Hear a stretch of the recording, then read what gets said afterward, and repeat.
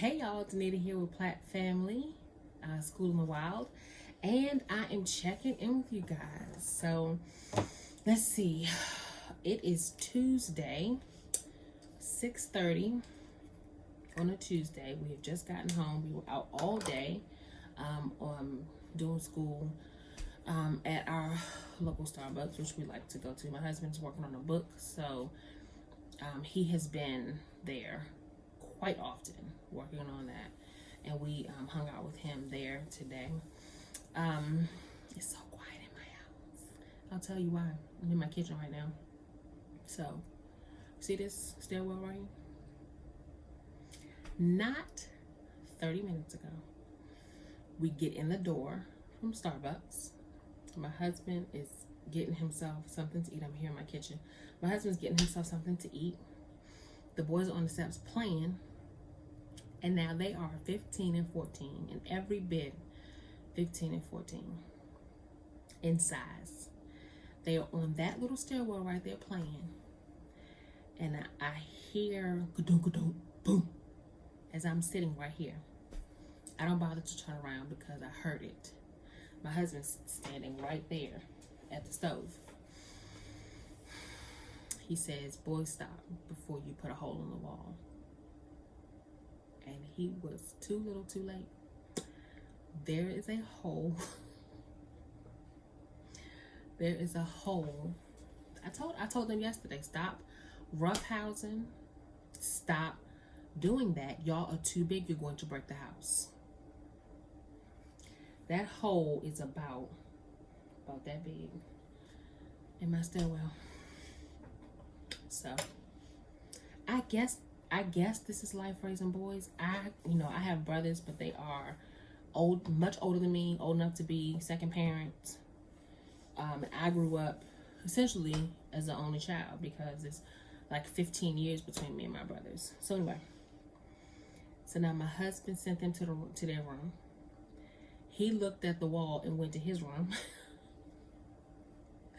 So he's upstairs in our bedroom, the boys upstairs in their bedroom, and it's quiet down here. So I said, why not talk to the people? So here we are. How is your day going? Do you have holes in your walls today? So at any rate, I wanted to talk to y'all because something interesting happened. This is a conversation that I had with my husband just the other day. So Gabriel he used to have privileges to play Fortnite, and we had to have a come to Jesus moment about Fortnite, video games in general, because he was just really struggling with his potential, with accomplishing the things he needed to accomplish, with doing A before B. So my husband and I were mentored by a gentleman, Dr. Monroe, and his wife, who they're no longer with us. And Dr. Monroe, while he was here, wrote several books. And one of his books, he has a series of books on potential. So my husband said, look, Gabriel, I'm gonna make a deal with you. We're gonna walk away from Fortnite until you read these books. Read these books. We'll talk about these books. I want you to think about your potential. And this is something Gabriel himself is really passionate about, his potential. So it's very interesting that he was kind of struggling with it. But isn't that sort of the case, right? Like the stuff that we are like passionate about. There's my husband right there. Want to say hello to the people, baby? They never see you. She always at work. So isn't it interesting that the things that we are passionate about can many times be something that we struggle with, right? That's just part of sort of the effort of accomplishing our purpose on the planet. So, come say hi, baby. What's going on, people? There he is. This is Platt Family. School in the Wild. Oh, School in the Wild. I always talk about you, but they never see you because you're always at work. So my husband made a deal with him. He said, we're going to let Fortnite go, and you need to read these books by Dr. Monroe, who Gabriel met and loved just like we loved him. We'll talk about these books and we'll take it from there. So fast forward to, I don't know how long it took Gabriel to get around to these books, but he's finally started reading them. And so he finished one of them. So my husband and I were talking about it. And my husband says, I really want Gabriel to write a report on the book so that he can, it's the idea that if you're able to write about something, then you really do know it, because you've taken the time to work through that material, work through that information, and you're able to actually teach it, right? Because if you can write a book on something, you can write an extensive piece on something, then you know it well enough to teach it. So we were talking about that, and he and I were both just kind of working through how do you process around, well, what is our actual intent in having him write this report? And he and I were just kind of talking about that and dialoguing, and I'm reading always reading the home education series. And so we were talking about us not falling into the trap of, we want you to write the report so you can prove to us that you know what you know, which is a very public school, right, idea, and us wanting to really land on, we want you to talk about and retell what has stuck with you and what connections did you make. So we were just sort of in that dialogue, and I thought a lot about, y'all know, brother Schmidt, who writes Life of Fred. And he said something that I thought about as my husband and I were having this conversation. And what he said was, you can have learning goals and you can have performance goals. And we want kids to have learning goals, because that means that they're actually learning. Performance goals means, what do I need to do to perform to accomplish this task? And that really hit home for me, because I myself can quickly fall into the space of performing as opposed to learning. So we were reading section 7 of the beginning of home education, the volume 1, which is called The Reign of Law in Education. And of course, Charlotte Mason just sums this up so well, and I wanted to just share it with y'all because it's what we have been working with and thinking about and grappling with in a good way in our homeschool, as teachers, as lifelong learners ourselves, and prayerfully raising lifelong learners. So and I actually had my husband read this with me because I was struggling with this chunk in the book. So she talks about the reign of law. This is in section 7. And she's talking about, she says, common sense and good intentions, right? It's the beginning of that. So what should be the method of all education? Orderly, regulated progress under the guidance of law. Orderly, regulated progress under the guidance of law. And why are common sense and good intentions not sufficient? And in that it, right, like as parents, we think common sense and good intentions should be enough. And she talks about that. And it's really because as parents, we can place too much trust in common sense and good intentions, but common sense and good intentions must be instructed. And many times we can just sort of lean back on our common sense and our good intentions. And what she's saying there is that you still need instructions. Common sense and good intentions aren't enough. So as we're learning here in our homeschool, that it requires relationship.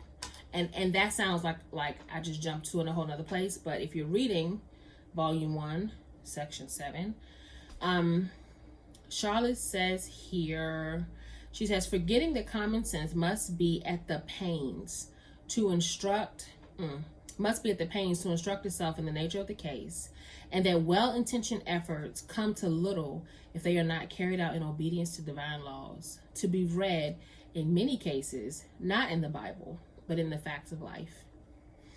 What she's saying there, I don't think she's saying she's anti-Bible. I think what she's getting at is this idea of relationship, which is what we find in Genesis chapter 1, right? That right there in the beginning, when God gives the mandate and his original idea for this entire thing called earth, he didn't give us a Bible. He gave us a relationship. So a relationship with what? A relationship between two entities, right? A relationship between the creator and the created. So who is the created? Well, I have to answer that question based on who the creator is, because he created me. So God says that I'm made in the image and likeness, right? God says, let us and let them. So I have dominion. Let us make man in our image and likeness, and let them have dominion over the birds and the fish and all that, and over all the creeping things. Let them multiply and subdue and replenish, right? So that's who I am, as the created. And then as the creator, well, who is he? He is the owner of everything, the genesis of everything, the author of everything. Without him, nothing was made. That's what the scripture says. And so in Genesis, we see this relationship between the created and the creator. And it's a relationship that rests on this very simple understanding that I, God, have created everything. And Adam and Eve saying, and we are your created beings. And God says, okay, I gave you a free will and dominion. And so in order for that free will to be activated, I have to give you the option of not being in this relationship by providing this tree for you to throw off the relationship you have with me, and you to begin to chart a new course in a relationship with death.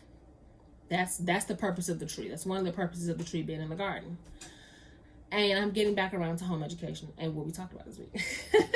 So that is God saying, this is your born personhood. You are a born person.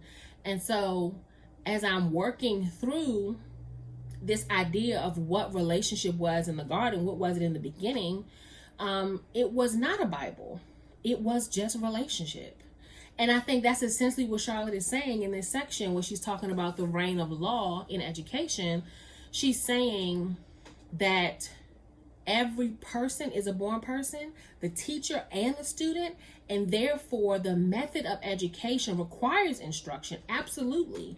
But she says later in the same chapter that it is very imperfect. And what she means this, so she says, sketch out roughly a method of education which, as resting upon a basis of natural law, may look without presumption to inherit the divine blessing.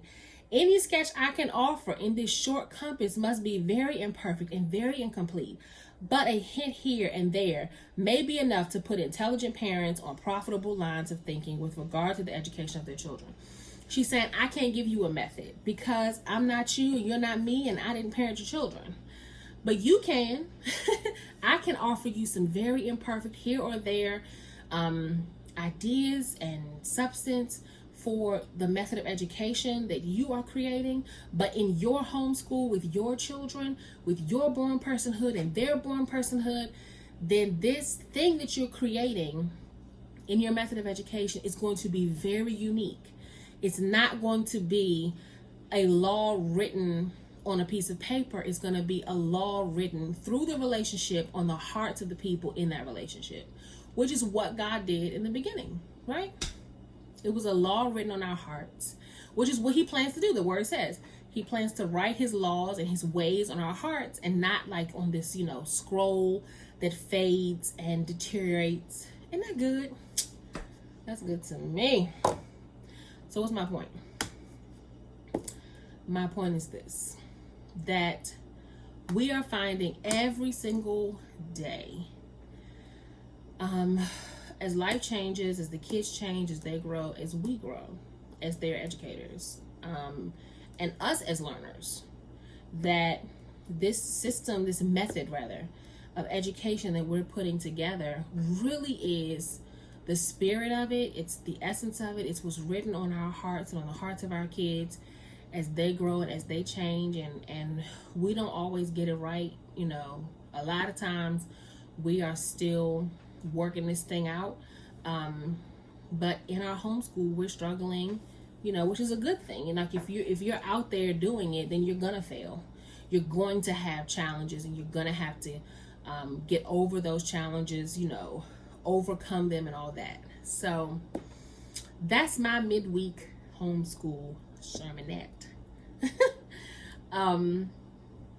That it's a relationship between two entities, and this relationship is between you, a born person, and your kids, born persons, and our relationship to God, who says you have to know who you are in Christ, know who you are as a person, come to terms with that information, and know who he is, and let all of that inform your everyday process as we are growing as educators and as learners. That was a mouthful. So that's all I have to say. That's all I have to say. I think I'm gonna wrap this up. I'm at 15 minutes and 17 seconds now. I've been thinking about this and wanting to share this with you guys. So how are things going? How this is what I want to know. I want to check in with you, genuinely, seriously. How is your personhood? How is your born personhood? How you doing? How is it? Are you remembering that it's there, even as the main instructor in your homeschool? Are you remembering your own born personhood and the method of education that is coming out of the relationship between these two entities, you and the kids? How you doing? Check in with that. Okay, so as a reminder to you and to me to slow down and check in with our born personhood, our own personal born personhood, and to know that what's coming out of these two entities, the relationship between these two entities, is living and breathing and growing and changing and adjusting, and that is okay. That's how it ought to be. That's how it ought to be for lifelong learners. All right, y'all. I love you. And we'll talk real soon. Bye.